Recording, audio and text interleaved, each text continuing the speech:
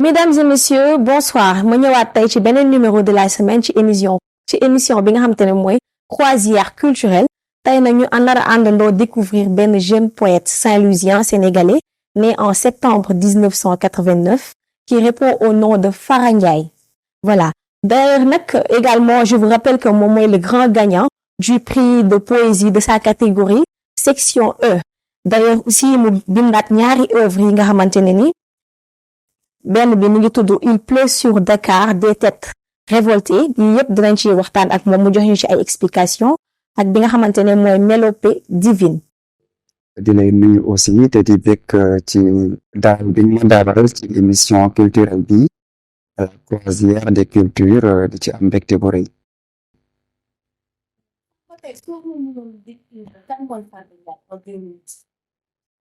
Bon, c'est Fara Ndiaye donc nekk Saint-Louisien di artiste poète écrivain nekk aussi ki nga xam ni moom moo teg le collectif Parlons Poésie nekk le président du collectif Parlons Poésie di yëngu ci wàllu écriture particulièrement écriture poétique depuis quelques années xam naa ni loolu laa mun a wax actuellement ci li nga xam ni moom laay def ci li may yëngu. Je suis un Saint-Louisien donc pratiquement Saint-Louis la jànge si la defee lépp voilà bind nag nekk loo xam ni def ma mësa neex depuis ma nekk tout jeune tout petit di foowantu ci wàllu lecture mu doon passion boo xam ni vraiment bi nu nekkee gone ba léegi ñu ngi topp ñu si évolué ba fii ñu yegg si tey jii. Pour commencer def li nga xam ne mooy poésie. Bon, d'abord, bind côté. donc moi j'ai l'habitude de dire que déjà tout acte d'écriture est un acte d'engagement. Peut-être mu nekk loo xam ne nit ki bi mu koy def yëg na ko wala yëgu ko waaye képp ku jóg di def art ak art bu mu mën a doon d'abord aspect engagement bu ci ne nekk loo fësalul mu nekk loo xamante ni engagement bu dëgër la wala mu nekk loo xam ni dafa xaw a yolom waaye képp koo xam ne yaa ngi yëngu ci benn art rek da ngay engagé man nag nit laa goo xam ni dama mës a intéressé wu ci lépp loo xam ni daf ma wër donc ci les faits sociaux ci lépp loo xam ni mi ngi xew ci sama réew lépp loo xam ni mi ngi xew ci quartier di ma dëkk ak faneen donc dama toujours am cette fibre d'engagement moo ma topp depuis très longtemps moo tax lépp lu may def rek dama koy def ak fulla dama koy def ak bëgg dama koy def ak engagement ndax xam naa ni loolu mooy tax yow li ngay def nit ñi mën la ci fonk mooy tax yow li ngay def nga mën ci avancer mooy tax li ngay def yow nga mën ci jëriñ doomi aadama yi nga xam ne ñu la ciy topp wala ñu la ciy suivre wala ñu la ciy dëgg la maintenant Fara ñu ñëw ci explication œuvre yi nga xamante ne yow yaa ko jot a def bii muy Il pleut sur Dakar des têtes révoltées est-ce que mën nga ma jox ay explication benn résumé daal ci waa Il pleut sur Dakar des têtes révoltées mooy livre bi ma mujj publié maa ngi ko publié en décembre 2023 aux éditions L'Harmattan Sénégal mu nekk livre boo xam ni dafay wax ci yëngu-yëngu yi amoon ci biir réew mi période mars 2021 ak juin 2023 parce que képp koo xam ni da ngay bind képp koo xam ni yaa ngi nekk ci ak société pour man lépp li xew ci société bi daf la war a interpeller directement d'autant plus ngay woowee sa bopp un artiste ngay woowee sa bopp un écrivain ngay woowee sa bopp un poète donc fibre patriotique boobu noonu ak engagement boobu bi nga xam ni moom laa doon wax léegi moom ma yóbbu ma bind texte bii nii maanaam ngir wane si wala ngir ñaawlu yenn gis-gis yi nga xam ni ñu ngi ko doon amal ci côté politique waaye ngir ñaawlu ak i naqarlu dee yi nga xam ni ndawi réew mi surtout ay jeunes ñu ngi ko doon dee ci ay manifestations yoo xam te ni ñi ko jiite woon ce sont des politiques donc ci loolu moom moo tax ma am une inspiration am yéene bind texte bi mu nekk une participation artistique maanaam ci li nga xam ni maanaam xew na ci réew mi moo tax ma tudde texte bi le livre là il pleut sur Dakar des têtes révoltées ngir wane ni am na ay ndaw am na société bi am na lu leen metti jóg nañu ngir xeex ko yàlla def na xeex boobu noonu ñu doon xeex pour le moment jàpp naa ni peut-être am nañ ci résultat mais actuellement ñu ngi nekk di suivre ñu ngi nekk di xool comme tous les artistes comme tous les citoyens engagés di xool li nga xam ni ñun ci société bi te saa su ne su waxtu wax jotee ñun moyen bi mu am ni sama seule arme c'est l'écriture c'est la littérature waxtu boobu su jotee rek suñu amee lu ñuy wax dañ koy wax donc loolu livre bi c'est une participation pour moi artistique mais bi nga xam ni dafa lalu ci bëgg gi ma bëgg sama réew dafa lalu aussi si yëg-yëg bi nga xam ni am naa ko ci événement yi nga xam ni amoon na fi moom laa jël de manière générale tënk ko ci ak téere tudde ko il pleut sur Dakar des têtes révoltées. donc mën nañ jàpp ne livre bi ça fait partie de la poésie militante wala engagée. J'ai l'habitude aussi de dire que tout acte d'écriture pour moi est un acte d'engagement. Maintenant artiste bi poète bi mun na am benn aspect militantiste bu nekk ci moom mu koy fësal ci art bi nga xam ni moom lay def poésie nag dafa bëri ay aspect dafa bëri ay fonction donc comme ni nga ko waxee léegi on peut accepter que cette forme de poésie là puisse être rangée ci cadre poésie engagée wala poésie militantiste parce que loolu on l'a toujours vu partout dans le monde ak fépp foo xam ni poète nekk na fa ak fépp foo xam ni artiste nekk na fa artistes yi dañoo mus a jóg jël seen xalima maanaam di bind si jafe-jafe askan bi di joxe seen ay xalaat ci li nga xam ni dafay xew ci seen réew dafay xew ñoom ci fi nu nekk dafay xew ci àdduna bi kon aspect militantiste la aspect engagement la aspect volonté la maanaam volonté boo xam ni artiste bi da ko am wala poème da ko am ngir bëgg maanaam réewam jëm ci kanam jóge ci yenn jafe-jafe yi nga xam ni daf fi am ba tax na ñu mën a nekkin gu rafet nekkin goo xam ni day mucc ayib ba li nga xam ni dañ koy espérer muy développement muy émergence ñu mun ko am en tant que société ñu mun ko am en tant que peuple ndax Sénégal dëkk la boo xam ni sunu maam yi sunu mag yi dañoo mus a wax ni benn bopp la kenn mënu ko xar ñaar kon ku ci nekk côté boo féete war ngaa jéem a xalaat war ngaa jéem a maanaam càmbar sa xel di jéem a wax wala di jéem a bind li nga xam ni day jëmale kanam réew mi kon ci loolu tax na ma bind ko ngir ñaawlu yëpp li nga xam ni amoon na fi te di ñaan mu bañati fi am ndax ay xale yu ndaw di dee ñu nekk en confrontation ak les forces de l'ordre nekk ci télé bi ñuy sànni ay gaz lacrymogène ay cocktail molotov di yàq ay bagages yi jàmbur ñii di si dee ñii ñu leen di jàpp di leen yóbbu kaso di leen fay jëf yoo xam ne ay jëf yu ñaaw la loolu kenn rafetlu ko d'autant plus man mi nga xam ni jeune la nekk témoin de ce fait là pour man lii mémoire la boo xamante ni dama koo bind pour d'abord notre génération mais pour ëllëg ñi nga xam ni dinañu ñëw ñu mun a xam li nga xam ni xewoon na fi te ñu jéem a def seen kéem kàttan ba dootu fi amati. D'accord, merci. Maintenant su ñëwee ci première œuvre bi muy Mélopée divine fii ñu seetlu ne danga wax ci la vie d'un oiseau lu waral loolu. Bon, Mélopée divine ak livre la boo xam ni mooy sama première téere bi nga xam ni bind naa ko bi nga xam ne publié naa ko mu nekk livre boo xam ni daf ma jege lool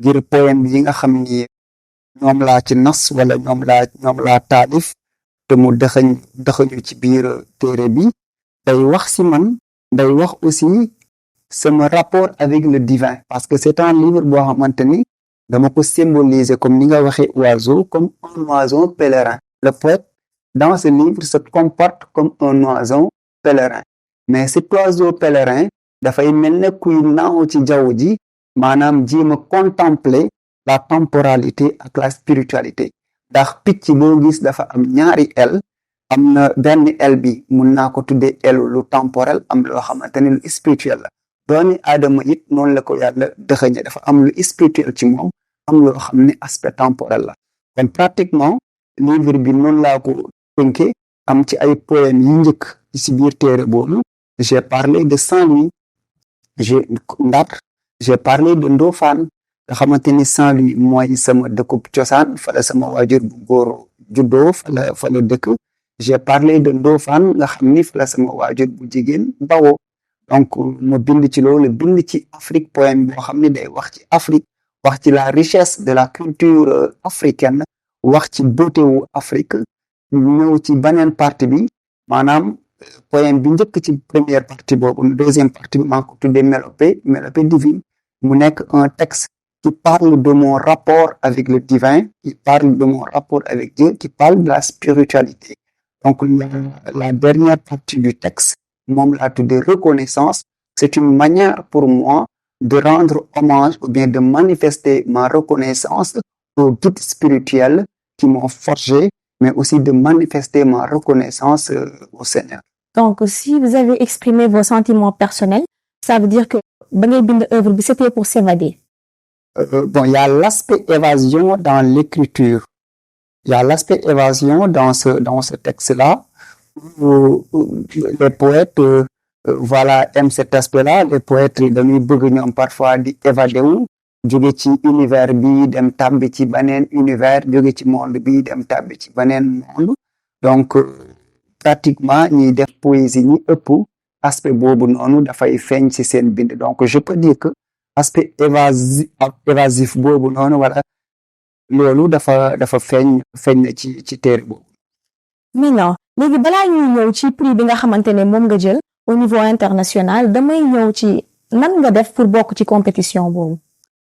Bon, le prix international Léopold Sédar Senghor c'est un prix boo xam ni dafa am académie bu nekk Italie ñu koy wax académie internationale Léopold Sédar Senghor ki ko jiite di doomi réew bi di sénégalais di liggéeyandoog ak ay italien tudd Cheikh Tidiane Gaye moo jiite académie boobu di liggéey ak ay italien ak yeneen réew donc ñoom ñoo am xalaatu teg maanaam le prix international de la poésie pour faire la promotion de la paix mais aussi pour faire la promotion du métissage culturel comme Senghor ni mu ko mës a defee ndax Senghor nit la koo xam ni dafa mës a jox cër culture dafa mës a jox cër éducation muy ñaari volet wala ñaari aspect yoo xam ni daanaka mënoo citer Senghor de doo génne volet yooyu noonu ci dundam donc loolu la ñoom ñu teg ko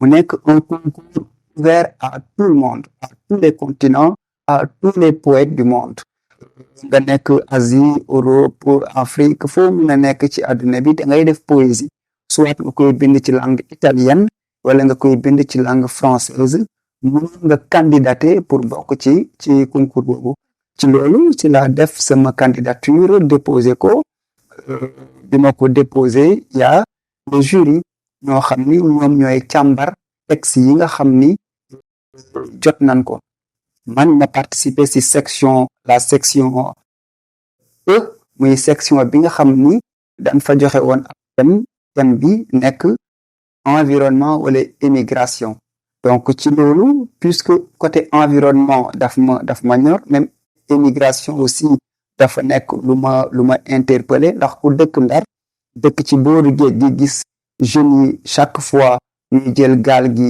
di dem loolu dalay interpellé mais j'ai porté mon choix sur plus précisément sur l'environnement si la bind un texte qui s'intitule Les arbres sont des poèmes d'amour texte boobu noonu nag moom la yàlla def mu bokkoon ci 9 finalistes yi bi mu jegee ci loolu aussi nekk le lauréat de ce concours classifié première ci section E boobu. D'accord. Maintenant Fara soo gagné tey prix boobu noonu ci sa catégorie c'est grâce à texte bi nga bind muy les arbres sont des poèmes d'amour te soo ma doon expliquer texte boobu noonu lan lay tekki. waaw donc les arbres sont des poèmes d'amour texte la boo xam ni objectif bi c'est pour moi de me rapprocher davantage de l'arbre comme étant un être vivant, mais aussi montrer l'importance de l'arbre dans notre vie. Parce que ñu bari dañuy dem ba dañuy fàtte loolu. ndax dafa am aspect garab dafa symbolique. L'arbre est pour moi en Afrique quelque chose bu symbolique.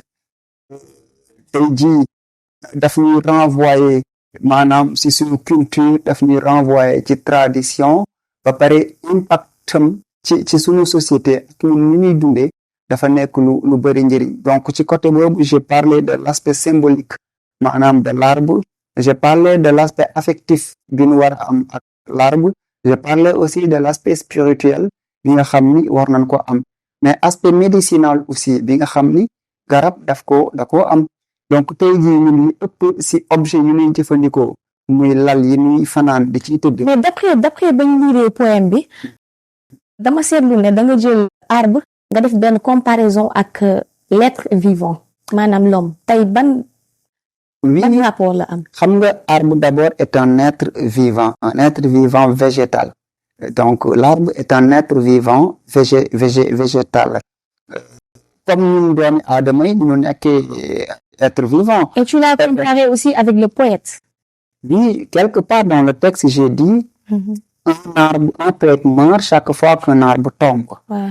Pour moi, le poète, je le vois comme étant un arbre, ou je peux dire aussi, je vois l'arbre comme étant un poète. ndax place am bi mu am ci sunu société muy place boo xam ni dafa central muy place boo xamante ni dafa primordial. ndax ñun ba ci oxygène bi nga xam ni dañ koy noyyi garab yi dañuy dimbali ci oxygène boobu ñuy noyyi. tey jii suñu soxloo ker garab yi moom moo ñuy jox ker. tey jii suñu feebaree war a faju li ëpp ci garab yi nga xam ni moo ñuy faj mi ngi jógee aussi ci les arbres. Donc feuilles yi day faj, tronc bi day faj, racine bi day faj, ba pare l'arbre nous apporte maanaam ses fruits. tey jii li ëpp ci lu ñuy dundee ci garab yi lay jóge. wax naa léegi lal yi ñuy tëdd sunu armoire yi donc même feuilles yi ñuy bind yooyu yëpp mi ngi jógee ci garab yi. donc dama bëgg wane ni njëriñ li nga xam ni garab da ko am ci dundu doomi aadama war tax ñun ñu fonk leen war am une très grande considération envers les arbres war leen protéger comme ñun ñuy protéger parce que dafay tax garab yi ñooy lutter contre maanaam les érosions côtières. L'avancée du désert aussi ñoom dañuy lutter contre cela. moo tax il faudra ñu am une considération à l'endroit de ces êtres vivants là jox leen cër sàmm leen di leen protéger parce que ñoom dafa am lu bari loo xam ni dañ koy apporter ñun suñu dund. D'accord donc kon su ma la déggee yaa ngi partager idée bi ñu naan nit doomu aadama ak garab dañoo am point complémentarité ku nekk mënoo dem bàyyi sa morom. mais effectivement parce que ñun ñu leen di protéger ñoom noonu la ñuy protéger. maa ngi tudd léegi ci érosion côtière. tey jii zone yi nga xam ni peut-être am nañu une présence massive d'arbres ñoom parfois dinañu mucc ci loolu noonu. yenn inondation yu rëy yi aussi garab yi dañu ci protéger. yenn vent yu violent yi nga xam ni dafay am garab yi dañuy protéger contre loolu. donc ce qui veut dire que ni ñu ko waxee am na un rapport de complémentarité entre les arbres et les êtres humains.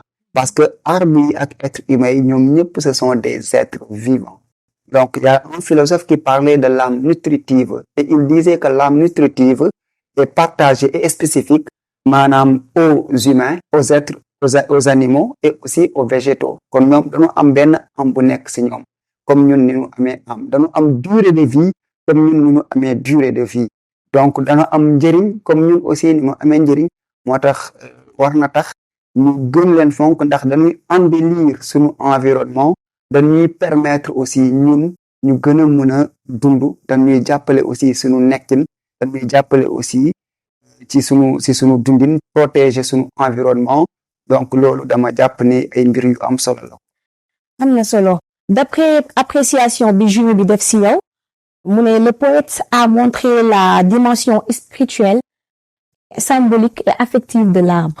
donc loolu nekk na li nga xamante ne ni ñoom jaaxal na leen ba tax tey ñu jël prix bi jox la ko. effectivement parce que man ku yàgg di ma suivre wala ku yàgg di lire li may bind toujours il y a une dimension spirituelle maanaam qui sort dans mes écrits. Il y a la présence de la spiritualité, une présence permanente effectivement de la spiritualité sur mes écrits.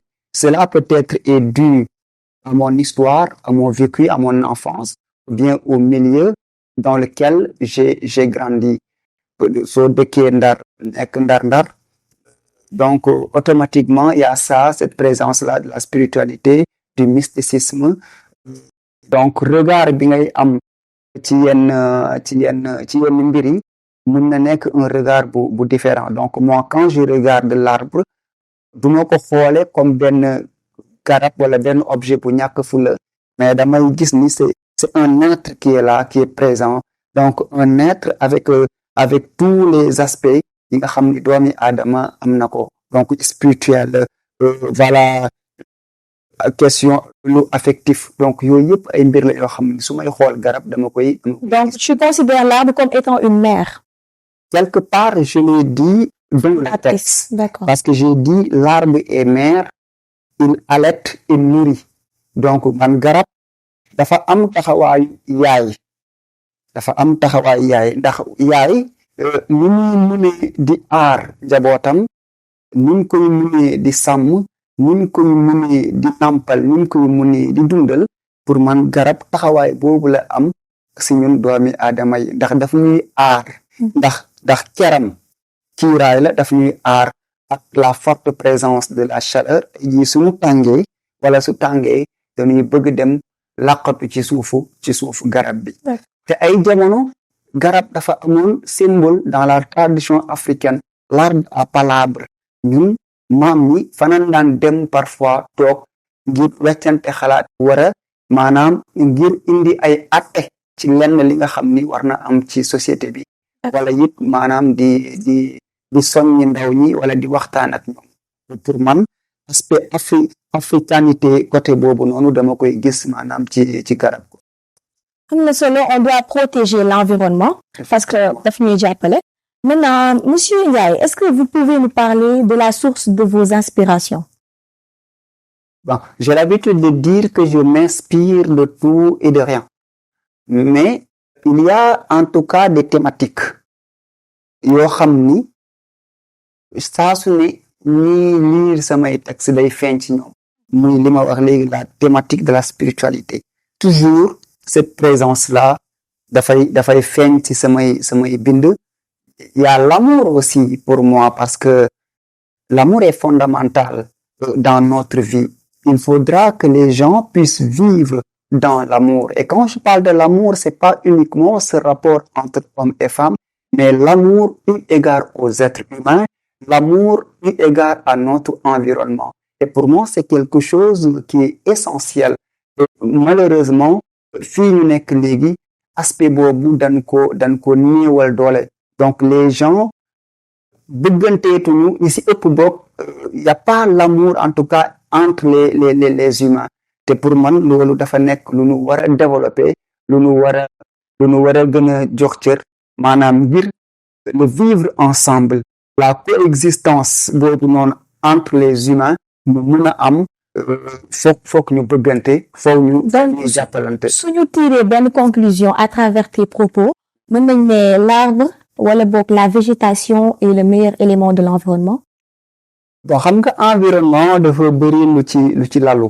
donc l'environnement dafa bëri lu ci lalu waaye les arbres en tout cas font partie de notre environnement. donc ba pare seen présence dafa am solo. léegi maa ngi doon wax ni l'arbre, j'ai même dit dans le poème que l'arbre est mosquée, l'arbre est synagogue, l'arbre est temple pour man. donc te ñun suñu culture africaine je me rappelle un peu le texte de Birago Diop quand il disait que les morts ne sont pas morts. Dans la famille, même ñun suñu réalité culturelle, parfois da ngay art bi dafay symboliser parfois l'ancêtre. D'accord. Parfois ñun la ancêtre diw de garab bi moo koy représenter. Ok, maintenant monsieur Farah, sans plus tarder, est-ce que mën nga ñu expliquer problème bi nga amoon ak administration bi sa publication? Ouais. Donc xam nga bi ma publier mon livre là, Il pleut sur Dakar des têtes révoltées. D'accord. Bon, c'est un livre boo xam ni ñenn ñi dañu jàppe woon ni c'est un appel à l'insurrection. Alors, même mon éditeur a reçu des menaces. Parce que l'idée c'est un peu complexe, hein, parce que quand tu parles de la société. Voilà. Oui, c'est ça. Bon, je parlais un peu de nos réalités, voilà, réalités politiques sénégalaises. J'ai eu quelques menaces, des intimidations, voilà, certains m'ont insulté pour avoir publié ce livre, mais mon éditeur a reçu des menaces. Il faut nous résumer parce que temps bi mi ngi dem. Nga wax ma tuuti rek ci prix Ibrahima Sall. Waaw, le prix Ibrahima Sall, c'est un prix que j'ai mis en place avec le collectif Parlons Poésie, muy un prix qui fait la promotion de la poésie juste, plus précisément la jeune plume au Sénégal, parce que j'ai senti que la poésie, à un certain moment, n'était pas bien promue au pays. Donc, j'ai eu l'idée quand même avec les membres du collectif Parlons Poésie de mettre le prix Ibrahima Sall. D'abord, pour faire connaître Ibrahima Sall, qui est un immense écrivain, malheureusement qui n'est pas très bien connu, mais aussi pour vulgariser ses écrits, ses productions, mais pour participer à la construction citoyenne par le biais de l'écriture. Donc, aspect yooyu noonu. Donc loolu c'est un geste à saluer. Effectivement. D'accord. Léegi soo ma mënoon wax kan moo lay inspiré parmi les auteurs de la poésie? Ben, je sais pas si je pourrais dire qu'il y a des auteurs qui, bon, effectivement, moi, j'ai dit que. Non, ci kenn koo xamante ne moom ngay roy modèle d'écriture wala genre yooyu. Non, je pense pas, mais il y a des auteurs que j'aime particulièrement. Par exemple, Oumar Khayyam, qui est un auteur perse, qui a écrit les Roubaïat. C'est un écrivain que j'aime bien.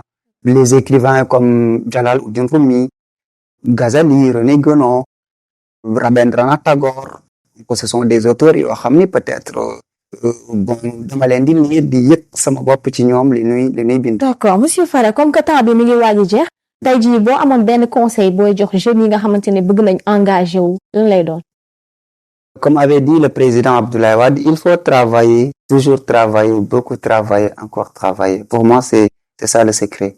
D'accord, merci. Mën nga tàggatoo? Merci beaucoup. Ça a été pour moi un plaisir, Bessel, quand même, d'être votre invité. Ok. Merci. Et ñu ngi lay remercier tamit ci déplacement bi et votre modestie. Je vous en prie. D'accord, ñu ñëwaat après ci beneen numéro de la semaine ñu leen di tàggu di leen nuyu lii la woon tey ci émission Les Croisières de la Culture.